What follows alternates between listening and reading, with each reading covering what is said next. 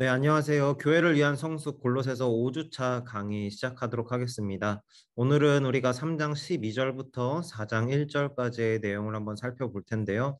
우리가 이 내용들을 살펴보기에 앞서 지난 시간에 우리가 3장의 내용이 어떠한 내용들을 담고 있었는지 먼저 함께 보도록 하겠습니다. 네, 3장의 내용은 그리스도를 중심으로 하는 성도의 삶에 대해서 좀 더 이렇게 구체적인 내용들을 담고 있습니다. 그래서 3장 1절에서 4절까지의 내용은 위의 것을 생각하라. 너가 하늘에 속한 사람으로서 땅의 것을 생각하지 말고 하늘의 것을 생각하라고 했던 이 내용. 어떻게 보면은 사도 바울이 지금까지 이야기했던 것을 함축적으로 이야기하고 있는 중요한 부분이라고 제가 말씀을 드렸습니다. 그리고 이제 이 부분에서 이제 본격적으로 옛사람을 버리고 옛사람의 행위를 버리고 이제 새 사람을 입어야 된다. 그 악덕들을 버린 다음에 이제 너가 새 사람, 새 신분에 맞는 모습으로서 살아가야 된다라는 것을 본격적으로 3장 12절부터 이제 시작을 하는데요. 우리가 이제 3장 12절의 내용부터 이제 4장 1절까지의 내용들을 한번 살펴보면서 새 신분, 새 사람을 입은 성도의 삶이 어때야 되는지 오늘 내용을 통해서 한번 같이 살펴보겠습니다. 네, 새 사람을 입으라 3장 12절부터 17절까지의 내용인데 새 사람을 입다. 여러분 새 사람을 입다라는 말을 할 때 입다라는 이 동사는 옷을 입다. 그러니까 옷을 입을 때 사용하는 것이죠. 그런데 사도 바울은 이 새 사람을 입다라고 했을 때 그 옷을 입는 이 표현을 그 우리가 성도의 신분의 변화에 있어서 사용했다라는 것입니다. 그러니까 어떻게 보면은 비유적으로 표현한 거지만 어떻게 보면 그 비유가 굉장히 우리에게 이해를 쉽게 하고 또한 새 신분을 입다라는 그 표현을 통해서 우리가 어떻게 살아가야 되고 어떠한 모습으로 나아가야 되는지 있어서 좀 더 구체적으로 설명하기에 합당한 표현으로서 사도 바울이 표현하고 있다라는 것을 우리는 볼 수 있죠. 그래서 사도 바울이 이야기하는 새 사람을 입은 우리, 새 사람을 입은 우리는 어떠한 사람이냐? 성도는 예수 그리스도로 말미암아 새 신분을 입은 사람입니다. 새 신분을 입은 사람인데 이것은 앞서 설명했던 10절에 자기를 창조하신 이의 형상을 따라 지식에까지 새롭게 하심을 입은 사람인 것이죠. 그러니까 창조하신 이의 형상을 따라 지식에까지 새롭게 하심을 입은 사람. 그래서 이 세 사람, 지식에까지 새롭게 하심을 입은 이 성도는 어떻게 합니까? 사도 바울이 이야기했던 그 악덕들을 모두 다 내버리는 거예요. 그 옛사람의 행위를 모두 다 버리는 것이죠. 더 이상 옛사람의 행위가 그 새 사람, 새 신분을 입은 자에게 더 이상 속하지 못하는 것입니다. 그리고 그것을 버리는 것에 그치는 것이 아니라 그 새 사람의 합당한 행동과 모습이 새 신분을 입은 새 사람에게 나타나야 된다는 것이죠. 그것이 바로 사도 바울이 골로새서를 통해서 이야기했던 그리스도 안에서 나타나는 온전한 성숙의 모습을 이야기하고 있습니다. 그러니까 골로새서에서 이야기했던 그 온전한 성숙의 모습이 무엇이다?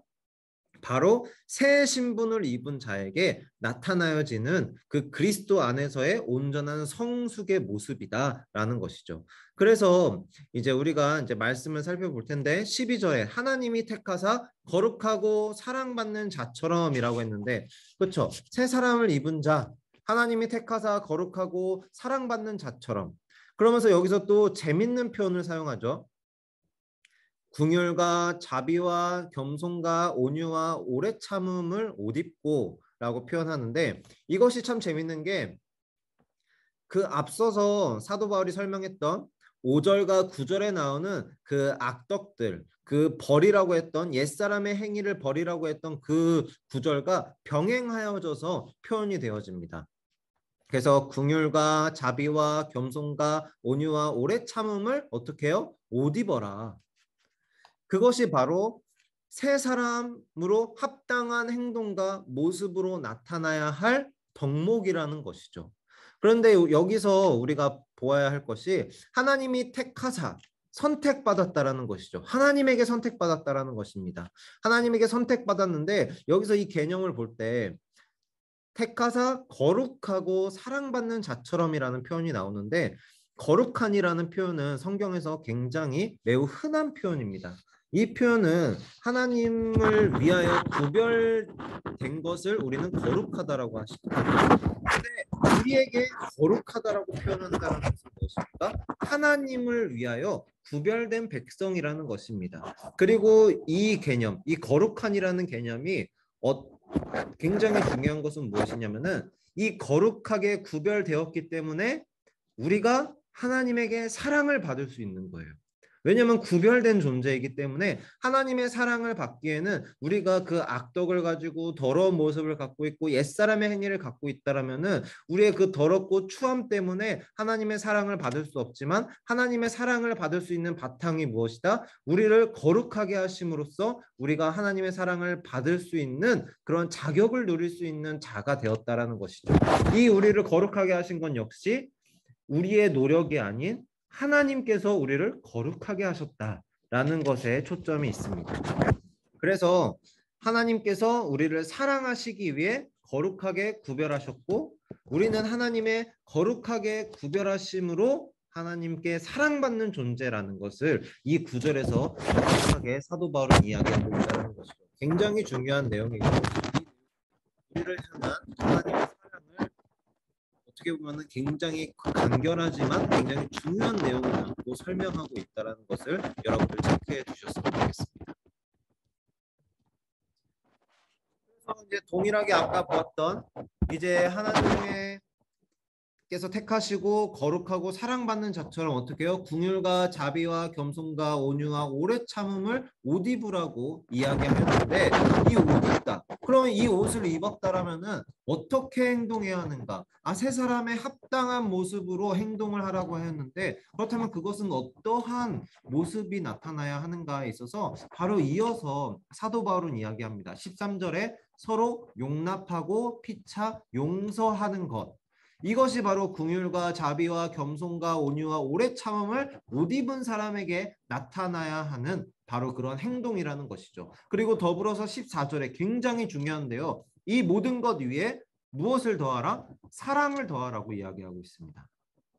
여러분 긍휼과 자비와 겸손과 온유와 오래 참음을 옷 입으라고 하였는데 이것을 옷 입은 자에게 나타나야 되는 행동은 서로 용납하고 피차 용서하는 것이죠. 그런데 이것은 사실 어떻게 보면 특별한 것은 아닙니다. 왜 특별하지 않냐면은 세상 가운데서도 서로 용납하고 용서하는 것은 어떠한 마음이 너그러운 사람이나 어떠한 상황에 따라서 경우에 따라서는 할 수 있는 행동이거든요. 하지만 이것이 세상에서 용납되어지고 세상에서 용서하는 것과는 구별되어지는 한 가지의 그 원칙이 있는데 그 원칙이 무엇이다? 이 모든 것 위에 사랑을 더하라는 것이죠. 그래서 이것을 사도 바울은 무엇이라 표현하냐면은 그 사랑을 온전하게 매는 띠라고 표현합니다. 온전하게 매는 띠. 바울은 이런 5가지 덕목을 그런 새 언약에 이제 새 사람을 입은 사람들이 모여 있는 그 공동체에 속한 지체들, 성도들의 모습은 이래야 한다라고 제시하고 있는 것이죠. 그런데 이 제시하는 모습이 각 덕목들, 긍휼과 자비와 겸손과 온유와 오래 참음에 대한 각각 긍휼은 이렇게 해야 되고 자비는 이렇게 해야 되고 겸손은 이렇게 해야 되는 것이 아니라 각 덕목별로 행동하는 것이 아니라 이 5가지의 덕목들이 하나로 어우러져서 하나의 행동으로 성도에게 나타나야 된다는 것인데 이 덕목이 바로 무엇이다? 서로 용납하고 피차 용서하는 것이라는 것이죠. 그리고 그것을 하나로 묶는 것이 무엇이다? 바로 사랑이다.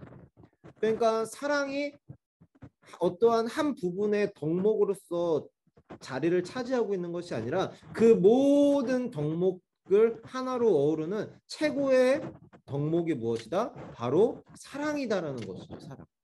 그래서 사랑이란 이 덕목이 이 5가지의 덕목을 하나로 묶음으로써 완전함에 이르게 하여서 이것이 바로 우리 새 사람을 입은 자에게 나타나야 되는 합당한 행동이며 또한 새 언약의 공동체 안에 속한 자들의 모습이어야 된다라고 사도 바울은 이야기하고 있는 것입니다.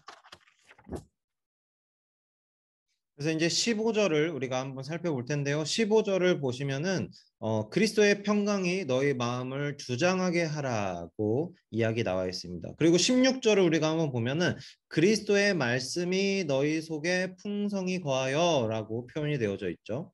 그래서 여러분들이 이거 15절과 16절을 좀 이렇게 자세히 보시면은 좀 병행되어지고 있다라는 것을 보실 수 있을 겁니다. 무엇이 병행됩니까? 15절에 그리스도의 평강, 그다음에 16절에 그리스도의 말씀, 이 구절이 서로 단어들이 서로 병행되어져서 나타나고 있는데, 이렇게 병행되어지는 것은 각각의 절의 의미를 부각시키고자 하는 그러한 언어적 표현이라는 것을 여러분들 염두에 두시고 보셨으면 좋겠습니다. 그리고 그만큼 15절과 16절에 담겨져 있는 내용들이 굉장히 중요한 내용이다라는 것을 표현하는 것이겠죠. 그래서 한글 성경에는 그렇게 우리가 잘 표현되어 있지 않지만 보면은 15절에 원래는 원어 성경에 그리고라는 이 접속사가 숨어 있습니다. 그래서 이 그리고라는 표현을 집어넣어서 좀 더 의역해서 표현하자라면은 이렇게 표현할 수 있죠. 그리고 이 덕목들을 앞서서 이야기했던 그 덕목들이죠. 그 덕목들을 옷 입는 것과 더불어서 너희들의 피차 용서하고 용납하라. 그리고 사랑을 최고의 덕목으로 삼아라. 그리고 나서 너희들이 그리스도의 평화가 너희를 어떻게 다스리게 하라라고 표현되어져 있다라는 것입니다. 이렇게 보면은 내용들이 좀 이어지면서 사도 바울이 이러한 내용들을 이야기하고 있구나를 여러분들이 이해하기 쉬우실 것이라 생각이 되어집니다. 근데 여기서 나타나는 그리스도의 평강, 그리스도의 평화라는 것은 어디서부터 나오는 평화와 평강입니까? 오직 그리스도로 말미암은, 오직 그리스도로부터 나오는, 오직 그리스도가 주시는 평화라는 것이죠. 그리고 이 평화를 이야기할 때 사도 바울이 어떻게 이야기합니까? 한 몸으로 부르심을 받았나니라고 이야기해요. 한 몸으로 부르심을 받았나니. 이 한 몸, 하나의 한 몸으로 우리를 부르셨다. 이 말은 무엇이냐? 믿음은 각각의 응답입니다. 구원은 각각의 응답이죠. 나에게 주신 그 하나님의 사랑에 대해 내가 반응하고 예수 그리스도를 주라고 고백하는 그 고백은 굉장히 개인적이에요. 하지만 그와 동시에 복음이라는 것 그 자체는 개인에서 끝나는 것이 아니라 어떻게 공동체적이다라는 것을 분명하게 이야기하고 있는 것이죠. 한 몸 안에서 부르신 것처럼 우리를 한 몸으로 부르신 그 공동체성, 그 새 언약의 공동체성 안에서 그리스도의 평화가 너희를 어떻게 다스리게 하라고 이야기하고 있는 것입니다. 그래서 이제 바로 이어서 16절에 그 병응되어지는 그 각각의 그런 표현을 통해서 그 절의 의미를 부각시키는 것인데 사도 바울이 이제 골로새 교회인들을 향해서 그리스도의 말씀, 그러니까 이 여기서 나오는 그리스도의 말씀은 예수님이 하셨던 말씀이라기보다는 그리스도에 관한 메시지, 그러니까 메시아에 대한 메시지를 이야기하는 것이 좀 더 맞다라고 보여집니다. 그러니까 복음이라는 것이죠. 그리스도의 말씀, 곧 이 복음이 어떻게 해요? 공동체의 행동과 예배의 중심에 언제나 항상 머물러 있어야 된다는 것을 강조하고 있는 것입니다.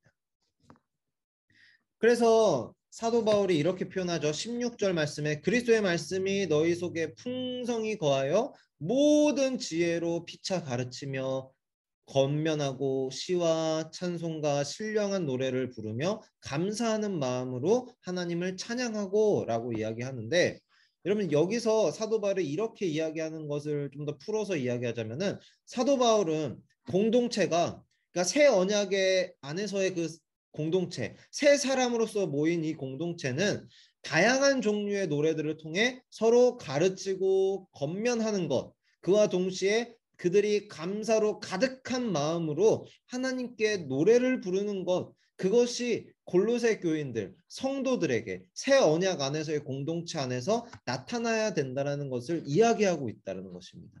그러니까 이러한 모습들이 결국에는 우리의 모습이 되어야 되겠죠. 왜냐하면 우리 역시 하나님께서 한 몸으로 부르신 예수 그리스도를 주라 고백한 자들의 공동체에 속한 자들이고 성도의 모습이기 때문에 우리의 모습이 어때야 한다?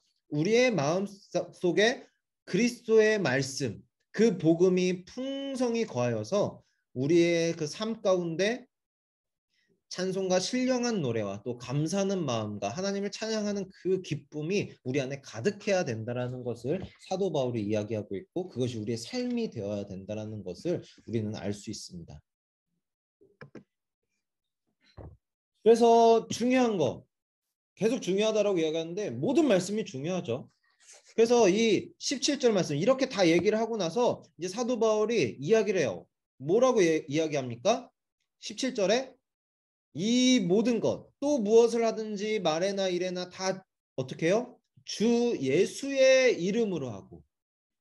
사도 바울은 지금까지 공동체의 삶에 초점을 맞추고 설명을 계속하고 있었죠. 그래서 새 사람, 새 신분을 입은 자에게는 이러한 덕목이 있어야 되고, 그 덕목을 하나로 아우르는 그 사랑을 덧입어야 된다. 그리고 그들의 삶 가운데 그리스도의 평화, 그리스도의 말씀이 가득해야 된다. 그래서 찬양과 감사가 넘쳐야 된다라고 이야기하면서 그 모든 것들, 그 공동체 삶에 초점을 맞추면서 마무리할 때 어떻게 마무리합니까? 다 주 예수의 이름으로 하고. 이 표현은 단지 예수님의 이름을 말하는 것에 그치는 것이 아닙니다. 이 다 주 예수의 이름으로 하고라는 것은 어떠한 의미냐? 우리의 초점이 주님의 본성과 성품을 향해야 한다는 거예요. 이것이 단순히 인간적인 노력과 인간적인 그런 열심으로써 이루는 것이 아니라 우리의 마음과 우리의 시선이 어디에, 우리의 초점이 어디에, 삶의 중심이 어디에, 주님의 본성과 성품을 향해 있어야 된다는 것을 이야기하는 것이죠. 그래서 사도 바울이 이렇게 이야기하는 것은 어떠한 의미냐? 성도는 그리스도 안에서, 여러분 그리스도 안에서 굉장히 중요합니다. 골로새서는 무엇을 이야기하든지 다 그리스도 안에서를 이야기하고 있어요. 그리스도 안에서 그의 성품에 부합하는 사람으로 변화될 것이 요구되어지는 사람이에요. 그리고 그것에 대한 책임이 있는 사람이고, 그리고 그 안에서 그리스도와 연합되어지는 사람인 것이죠. 그리고 연합되어져서 새 사람, 새 신분을 입었고, 그 새 사람, 새 신분을 입은 우리 성도는 어떻게 해요? 무슨 일에 있어서나 항상 예수를 마음에 담고 살아가야 된다라는 것이죠. 이것이 바로 다 주 예수의 이름으로 하고라는 바로 새 사람을 입은 자의 삶의 그 단락의 결론이라고 볼 수 있습니다. 우리가 이제 17절까지의 내용을 한번 살펴봤는데, 이제 본격적으로는 이제 세 사람의 모습이 이렇다라는 것을 우리가 살펴봤는데, 이제 이 세 사람의 모습을 살아갈 때에 우리가 이제 살아가는 이 현실 속에서, 그렇다면은 이렇게 원론적인 내용들은 알았는데, 그렇다면 이제 우리가 각각에 속한 그 자리에서 어떻게 살아가야 되는가에 있어서 이제 사도 바울이 이제 구체적으로 매우 예시를 들어서 이야기를 합니다. 이제 그것이 이제 3장 18절에서 4장 1절까지의 내용인데, 그래서 이 주제를 모든 인간 관계 속에서 주로서의 그리스도라고 우리가 함께 공부를 했는데요. 이런 모든 인간의 관계 속, 그러니까 우리가 살아가면서 겪는, 만날 수 있는 모든 관계 속에서 어떻게 해요? 사도 바울은 성도는 새 사람을 입고 새 언약의 공동체에 속한 존재이면서 동시에 우리가 세상 속에서 역시 관계를 유지하면서 살아가는 사람들이기 때문에 그 안에서도 새 사람을 입은 자의 모습을 어떻게 드러내야 된다.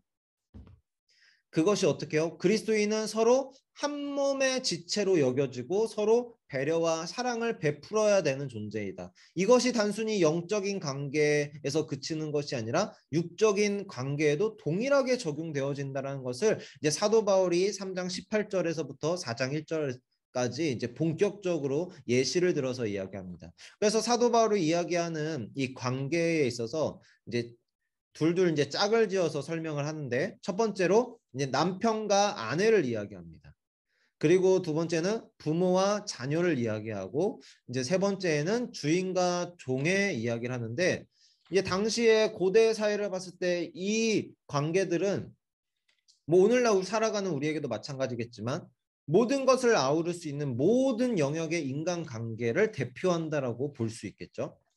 그래서 이제 이야기하는데, 18절에 이제 아내들아 남편에게 복종하라. 그리고 남편들아 어떻게 해요? 아내를 사랑하며 괴롭게 하지 말라라고 19절에 이야기합니다. 그다음에 20절에 자녀들아 모든 일에 부모에게 순종하라. 그리고 21절에 아비들아 너희 자녀를 어떻게 해요? 노엽게 하게 하지 말라. 그다음에 22절에 종들아 모든 일에 순종하되 그리고 어떻게 성실한 마음으로 하라라고 권면을 하고 그다음에 4장 1절에는 상전들아 의와 공평으로 종들에게 베풀어라라고 이야기하고 있습니다. 근데 여기서 이제 우리가 각각의 관계에 따른 내용들을 한번 살펴보도록 할 텐데요. 우리가 18절에 이제 아까 살펴볼 때 아내들아 남편에게 어떻게 해요? 복종하라라고 이야기합니다.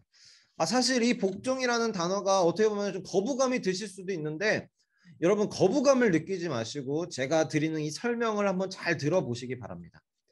사도 바울은 이 복종이라는 단어를 썼는데 어떻게 보면 복종이라는 단어를 굉장히 의도적으로 썼어요. 왜냐하면은 부부 관계에 있어서만 사도 바울이 복종을 이야기하거든요.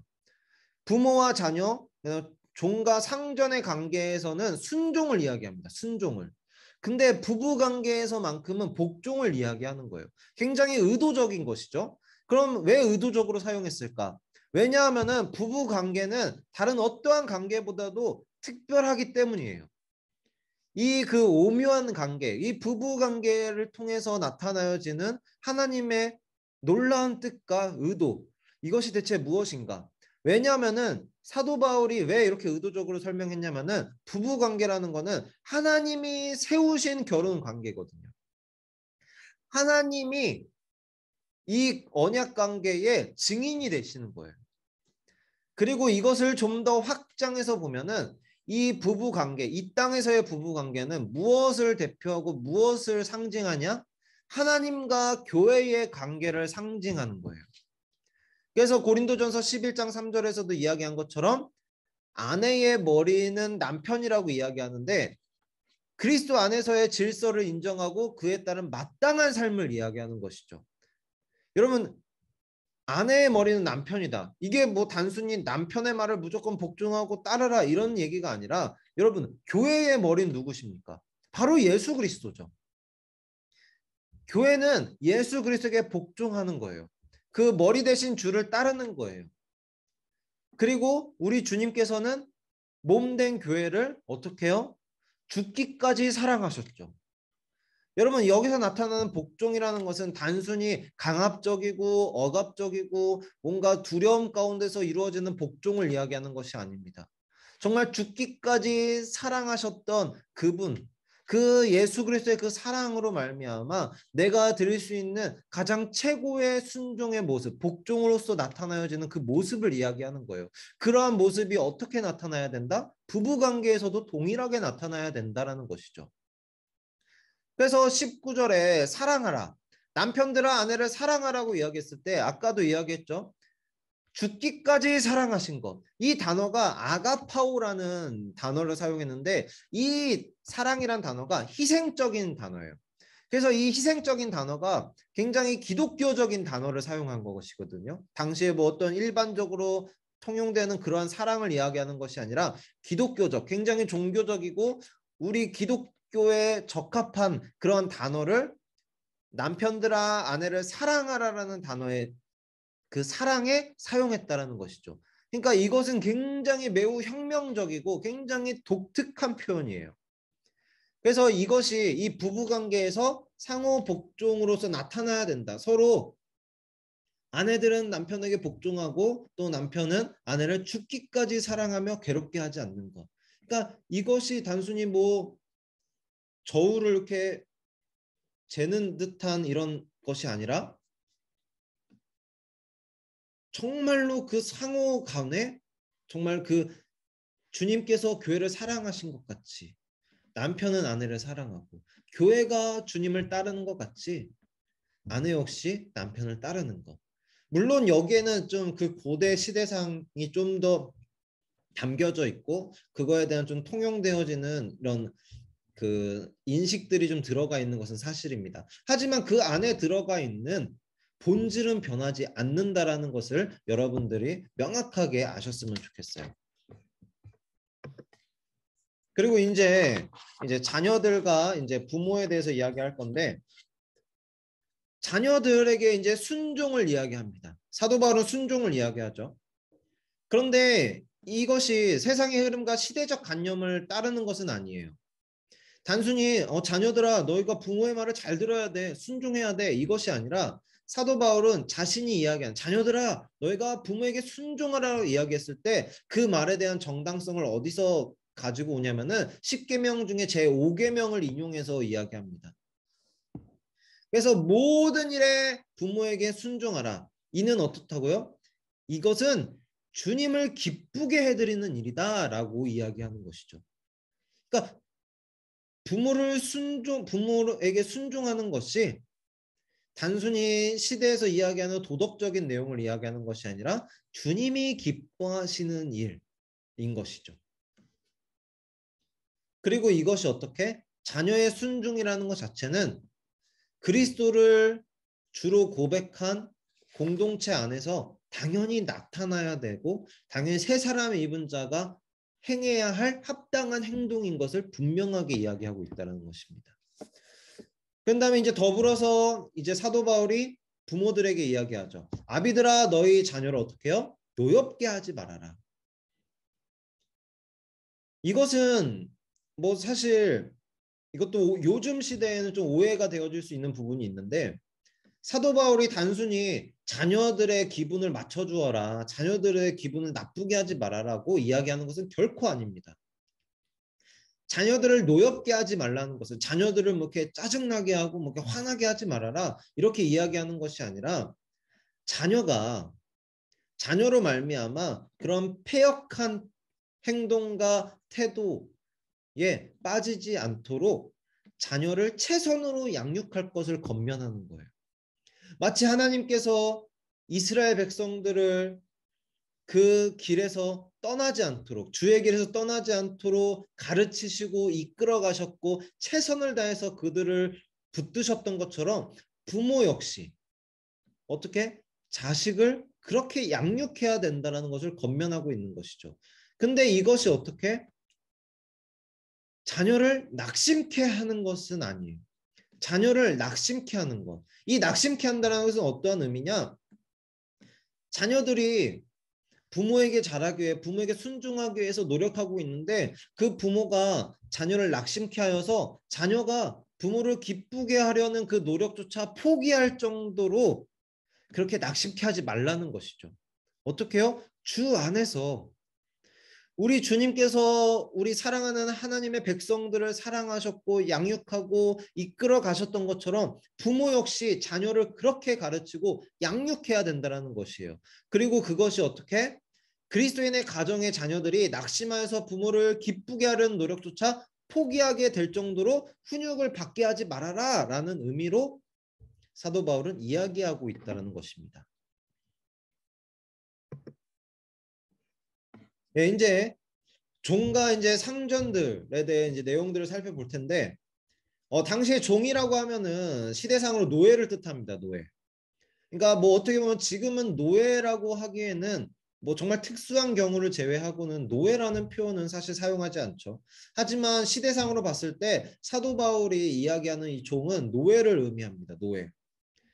그래서 사도 바울이 이렇게 이야기하는데 어떻게 보면은 사도 바울이 노예에게 종에게 주인에게 순종하라라고 이야기하는 것은 자칫 노예 제도를 옹호하는 것처럼 오해를 불러일으킬 수 있어요. 아, 노예 제도를 인정하는구나. 성경은 노예 제도를 인정하고 있구나. 라고 이야기할 수 있는 그런 오해가 있을 수 있는데 그것은 절대로 틀린 내용입니다. 왜냐하면은 사도 바울이 노예들에게 이러한 말을 하고 있다는 것 그 자체가 굉장히 이례적인 거예요. 왜냐하면은 노예에게는 권면을 할 필요가 없죠. 명령만 하면 됩니다. 신분을 가지고 권력을 가지고 그냥 이야기하면 되고 내가 시키면 되는 거예요. 단순히 노예들에게 이렇게 살아야 된다, 이렇게 행해야 된다라고 이야기할 필요가 결코 없죠. 왜냐하면 노예니까. 근데 사도 바울은 어떻게 해요? 노예들에게 말을 하고 있다는 것이죠. 권면하고 있다는 것이죠. 이 권면하고 있다는 것 자체가 무엇입니까? 새 언약의 공동체로서 책임을 가진 자로서 그 노예들을 인정하고 있다는 거예요. 그러니까 이 내용들이 당시의 시대상을 따르기 때문에 어쩔 수 없이 노예의 신분에 있는 사람들에게 이야기하지만 그 이야기하는 것 그 자체가 굉장히 이례적이고 그 내용들이 굉장히 혁명적이다. 굉장히 그 복음의 혁명을 담고 있다라는 것을 우리는 볼 수 있습니다. 근데 더불어서 이제 이 종들에게 이야기할 때 사도 바울이 이렇게 이야기하죠. 너희가 땅 위의 주인에게 순종하지만 기억해라. 너희에게 땅 위의 주인, 너희가 그 육적인 주인이 있지만 그 육적인 주인만 있는 것이 아니라 하늘에도 주인이 있다. 하늘의 한 아버지, 하늘의 하나님이 너희의 진정한 주인이시다라는 것을 이야기하고 있습니다. 그래서 현세적 육적인 주인들에게 순종해야 함과 동시에 궁극적으로는 하늘에 계시는 진정한 주인을 경외하며 섬겨야 된다라는 것을 이야기하고 있는 것이죠. 그리고 이제 상전들아라고 이야기하는데 상전들아 4장 1절에서 상전들아 어떻게 해요? 의와 공평을 종들에게 베풀어라. 바울은 노예들을 공평하게 다루라고 촉구합니다. 물론 당시의 고대 문서들을 보면은 지금 사도 바울이 이렇게 이야기하는 주인들에게 이야기하는 이 내용이 꼭 어떤 특별하진 내용은 아니에요. 어떻게 보면은 이러한 경우가 종종 나타나는 경우가 있긴 있습니다. 드물지만. 하지만 어쨌든 이렇게 바울이 주인들에게 상전들에게 노예를 공평하게 다루라고 이야기하는 것은 좀 이례적인 내용이긴 해요. 그런데 여기서 더불어서 이제 상전들에게도 분명하게 이야기하죠. 너희가 노예를 공평하게 다루어야 되는 것은 너희가 의와 공평을 종들에게 베풀어야 되는 것은 너희들이 이 땅에서는 누군가의 주인일지 모르지만 궁극적으로 하늘의 진정한 주인이 계시다. 하늘의 상전이 계시다라는 것을 너희가 알아야 된다. 그렇게 너희들이 어떻게 해요? 자신들의 지위와 권력을 남용하지 말아야 하며 그리스도인인 노예 주인들은 자신들이 더 높은 주인인 주 예수에게 책임을 져야 한다는 사실을 분명히 기억해야 된다는 것을 사도 바울은 이야기하고 있는 것입니다. 네, 우리가 이렇게 5주차 교회를 위한 성숙의 내용 3장 12절에서 4장 1절까지의 내용을 살펴봤는데 오늘 내용을 간략하게 다시 한번 정리해 보자면은 이제 사도 바울이 새 사람을 입는 거에 있어서 이제 그 내용들을 이야기하였고 그 내용들을 가지고 이제는 구체적으로 남편과 아내, 그다음 부모와 자녀, 그다음에 상전과 종의 관계를 빗대어서 매우 구체적으로 어떻게 살아가야 되는지 새 사람을 입은 자, 새 사람이 모인 새 언약의 공동체의 사람들의 삶은 어떠한 모습으로 살아가야 되는지에 있어서 구체적으로 이야기했다라는 것입니다. 그래서 이 내용들을 살펴보면서 우리가 우리 삶의 모습이 우리 교회 공동체의 모습이 새 사람을 입은 우리의 모습이 어떻게 살아가야 되는지 어떠한 모습으로 나타나야 되는지 한번 되돌아보고 되새겨보는 그러한 시간들이 되었으면 좋겠습니다. 이 시간들을 통해서 여러분들께서 골로새서를 좀 더 깊이 알아가는 시간이 되었으면 좋겠고 시간 관계상 이제 골로새서 4장의 내용은 한 번 더 강의를 통해서 내용을 한 번 더 살펴보도록 하겠습니다. 자세한 내용은 이제 공지사항을 통해서 알려드리도록 하겠습니다. 어쨌든 오늘 이렇게 같이 골로새서 공부 같이 하는데 너무 수고 많으셨고 우리 다음 시간에 같이 뵙도록 하겠습니다. 수고하셨습니다.